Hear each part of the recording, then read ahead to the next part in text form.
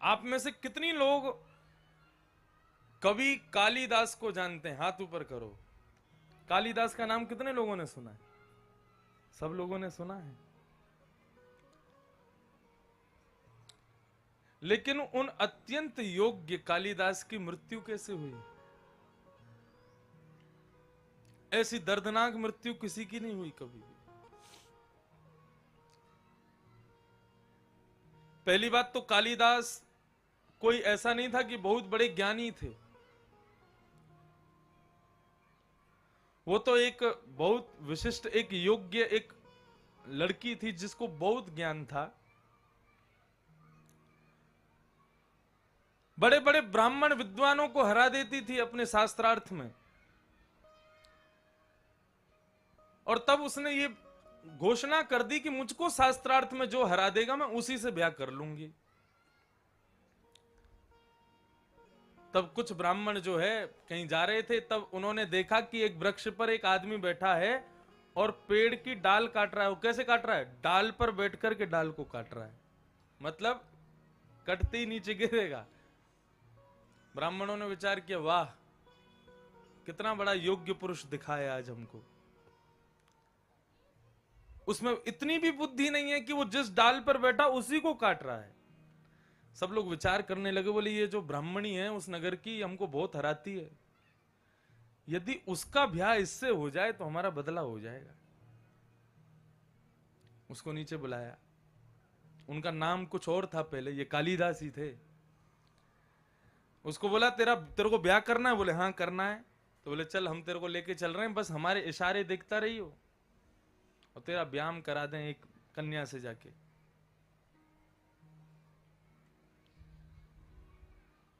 ब्राह्मणों ने पहले ही पत्र भिजवा दिया, बोले तुम तैयार हो जाओ, एक तुमको भी परास्त करने वाला बहुत बड़ा विद्वान आ रहा है तुम्हारे नगर में।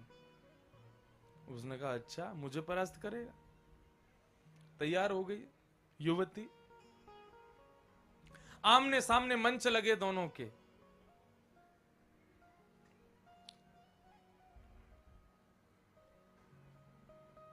और मंच में जैसे ही बैठे हैं दोनों, तो बोले कि हमारे जो महाराज जी हैं, ब्राह्मण बोले सब कालिदास को देख के, बोले हमारे महाराज जी जो हैं वो निर्वाक रूप से शास्त्रार्थ करते हैं, मतलब बोलेंगे नहीं, बिना बोले इशारों से ही शास्त्रार्थ करेंगे। और बोले उनके शास्त्रार्थ का भावार्थ हम लोग करेंगे, वो जो भी आकृति बनाएंगे वो हम बता दिया करेंगे ये कह रहे हैं ये। ब्राह्मण बोले अच्छा तो ठीक है, ये अपने अंग प्रत्यंगियों से शास्त्रार्थ करें, मैं भी अपने अंगों से ही करूंगी, मैं भी बोलूंगी ही नहीं। वो ठीक है शुरू करो।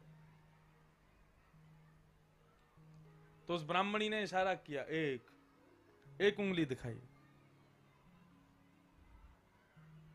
अब जैसी उसने एक दिखाई तो अब ये था तो बुद्धिहीन तो था ही, तो पीछे से ब्राह्मण बोले एक उंगली दिखा रही है तुझको, तू दो दिखा। उसने कहा दो। अब जैसी दो दिखाए तो वो ब्राह्मणी बोली क्या कह रहे हैं ये? बोले तुमने क्या कहा? बोले मैंने तो कहा एको ब्रह्म द्वितीयो नास्ति, एक ही ब्रह्म है दूसरा नहीं है। तब ये क्या उत्तर दे रहे हैं? बोले ये कह रहे हैं कि भगवान दो ही हैं। बोले कौन? बोले ईश्वर सर्वभूतानाम हृदय से अर्जुन तिष्ठति, एक तो बनाने वाले एक बनने वाले, दो ईश्वर हैं। ताली बजाने लगे ब्राह्मण, बोले जीत गया जीत गया, हमारा जीत गया। उसने तीन उंगली दिखाई। अब जैसे उसने तीन उंगली दिखाई तो जो सामने ब्राह्मण खड़ा था उसने चार दिखाई। बोले अब ये क्या कह रहे हैं? बोले आपने कहा कि ये संसार त्रिगुणातीत है, लेकिन इस त्रिगुणातीत संसार को जानने के लिए चार वेद हैं, ये कह रहे हैं। ताली बजाने लगे, जीत गया ये जीत गया। उसने पांच उंगलियां दिखाई सामने से, पांच उंगलियां दिखाई तो इसने पांच उंगलियों की एक मुट्ठी बना करके जोर से मारा। बोले ये क्या कह रहे हैं? बोले पहले तुम बताओ कि तुम क्या कह रही हो। बोले कि तुम ये कह रही हैं कि मनुष्य के शरीर को चलाने वाली पंच ज्ञान इंद्रियां होती हैं। तो बोले ये क्या उत्तर दे रहे हैं? बोले ये उत्तर दे रहे हैं पंच ज्ञान इंद्रियों को अपने वश में रखो, नहीं तो फंसा देंगी तुमको। ताली बजाने लगे, जीत गया जीत गया जीत गया, ब्याह करो इससे। ब्राह्मणी बोली अब तो करना पड़ेगा, और उसने चरणों में प्रणाम करते हुए माला पहनाई और उसके साथ में ब्याह कर लिया। ब्याह हो गया। अब ब्याह के बाद में कालिदास जी के साथ में अभी भी नाम उनका कालिदास नहीं पड़ा। घर पर आ गए, एक साथ दोनों रहने लगे। सब लोग इधर देखो, वंदे मातरम चल रहा है वहां पे।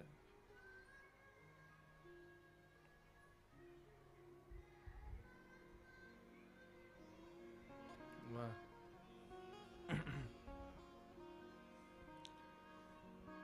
इसमें तो खड़े नहीं होते ना, हैं?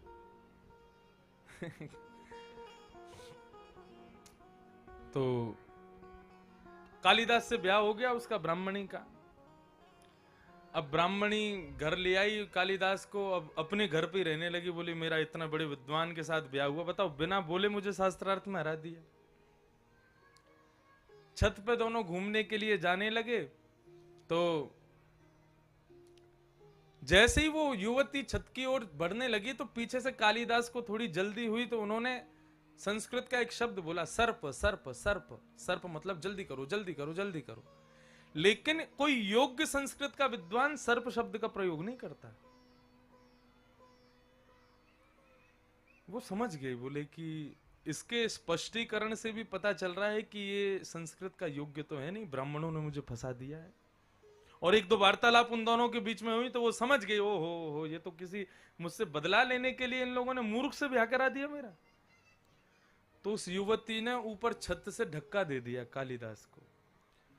अब वो जैसे ही नीचे गिरे तो नीचे था काली मैया का मंदिर, और काली मैया के मंदिर के सामने कालिदास गिरे और उनकी जीभ का अग्रभाग उनके दोनों दांतों के बीच में कट गया, और वो कट करके काली के चरणों में गिर गया।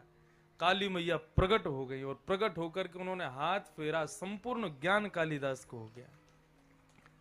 तब उनका नाम पड़ा कालिदास। और इतने विद्वान इतने विद्वान इतने विद्वान हो गए कि उनको ऐसा बोध कि किसी किताब को देख लें, बस किताब एक बार देखने की आवश्यकता, पूरी कंठस्थ हो जाती थी। इतना बोध उनको हो गया काली मैया की कृपा से। बड़ी बड़ी टीकाएं, बड़ी बड़ी किताबें लिखी उन्होंने, लेकिन अंत बहुत खराब हुआ कालिदास का।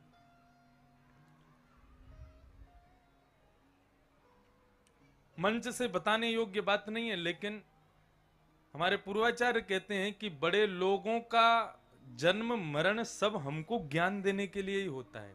उनकी प्रत्येक क्रिया हमको कुछ ना कुछ सिखाने के लिए होती है। कालिदास ने काली मैया के उपासक थे, तो उनके स्वरूप का वर्णन करते हुए एक उन्होंने रचना की। अब उस रचना में जैसे कि श्रीमद् भागवत में कृष्ण के स्वरूप का वर्णन है, वरहा पीडम नटवर वपुः कर्णयो कर्णकारम वंशी विभूषित करा नवरीन दाबात पीतांबरा दरुण बिंब फला धरोष्ठात अस्ति स्वस्तरुणी करा, ये सब स्वरूप के वर्णन हैं भागवत में।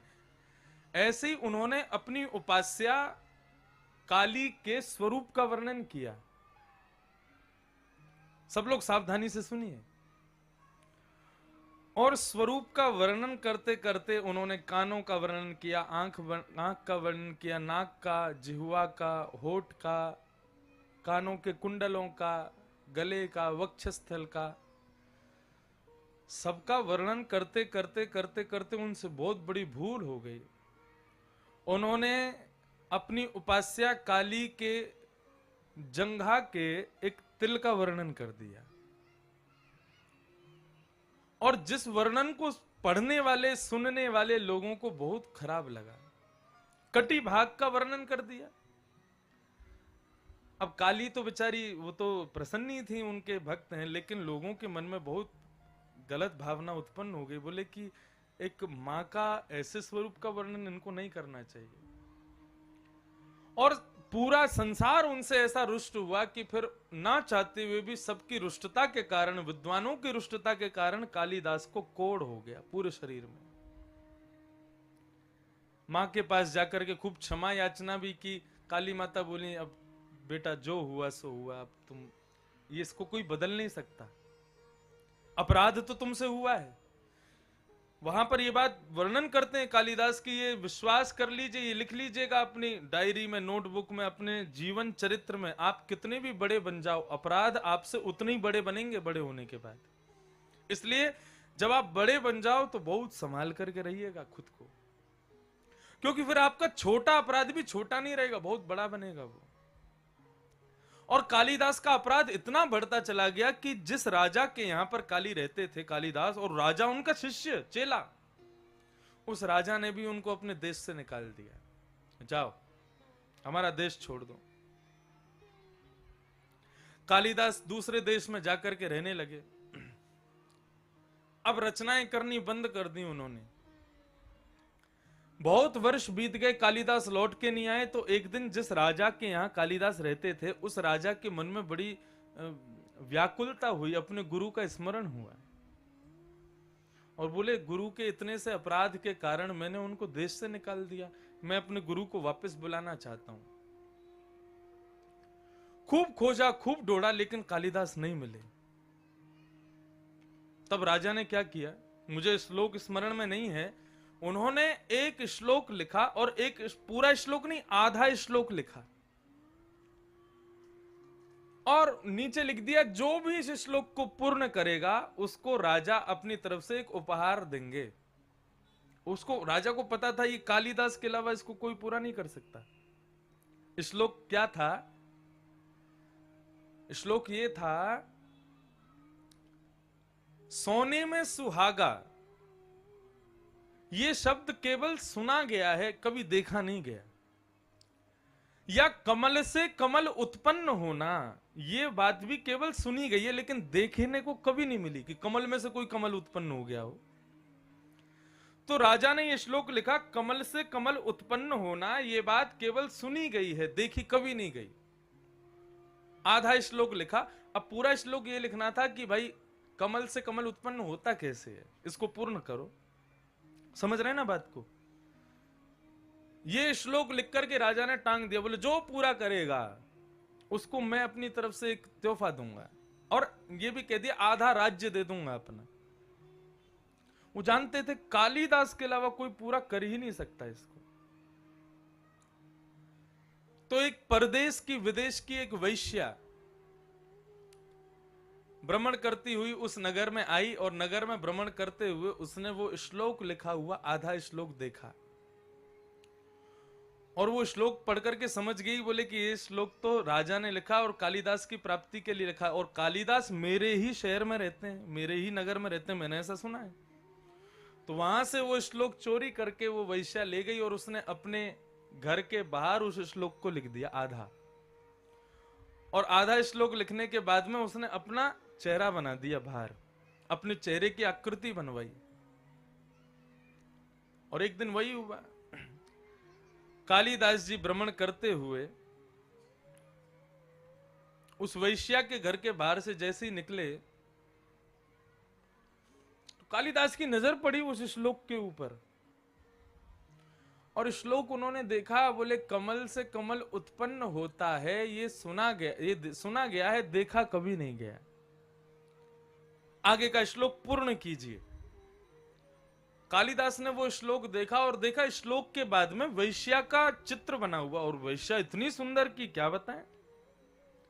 कालिदास बोले अच्छा। तुरंत उन्होंने सिड्डी लगाई, और सिड्डी लगा करके ऊपर लेके चढ़ गए, और उन्होंने श्लोक पूर्ण किया, और उसमें लिखा, आपके कमल जैसे मुखार बिंद पर, मतलब वैश्या के मुखमंडल को देख के बोले, आपके कमल जैसे मुखार बिंद पर दो कमल रूपी नयन विद्यमान हैं, यही तो कमल से कमल उत्पन्न हुआ है। आप कहते सुना गया, मैंने तो आज देख भी लिया, आपके कमल रूपी मुखार बिंद पर दो कमल नयन विराज रहे हैं। या फिर उन्होंने ऐसा कहा हो कि भगवान के श्री कमल मुख पर दो कमल नयन विराजते हैं, ये कमल से कमल उत्पन्न होना ही तो है। अब ये लिख दिया कालिदास ने। अब जैसे ये लिखा तो किसी ने जाके वैश्या को बताया, बोले तुम्हारा श्लोक पूरा कर रहा है एक व्यक्ति। वैश्या समझ गई कालिदास ही है। वैश्या बाहर आई, आकर के देखा तो लिख रहे थे। उसने चरणों में प्रणाम किया, बोले महाराज आपकी दिव्यता, आपकी प्रबलता, आपकी विद्वत्ता को प्रणाम करते हैं। कालिदास बोले जी आप आएंगे थोड़ा घर में विराजेंगे हमारे?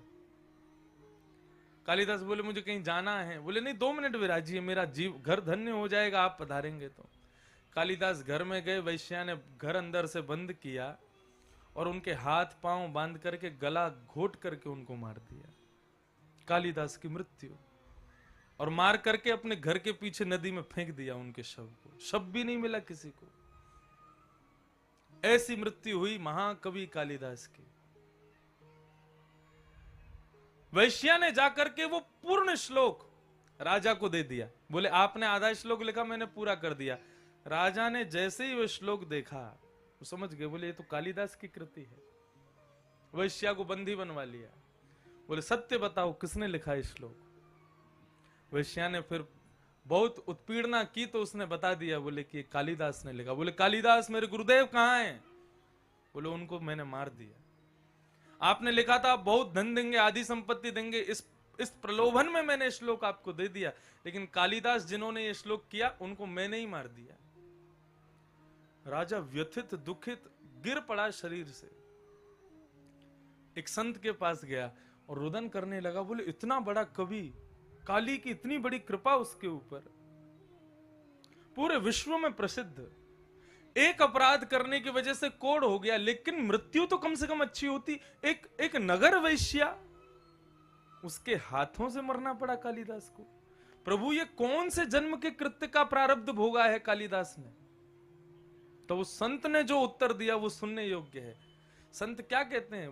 बोले राजन, कालिदास ने इसी जन्म के एक दुष्कृत्य का परिणाम भोगा है। बोले क्या? बोले उसने एक अयोग्य वैश्या को ज्ञान प्रदान कर दिया, उसके कारण उसकी मृत्यु इतनी दयनीय हुई। कौन सा ज्ञान? आधा श्लोक था ना, पूरा करके वैश्या को दे दिया। किसी श्रेष्ठ योग्य व्यक्ति को देता तो कालिदास की ऐसी गति नहीं होती, लेकिन एक अयोग्य वैश्या को दिया, इसलिए कालिदास की ऐसी मृत्यु हुई।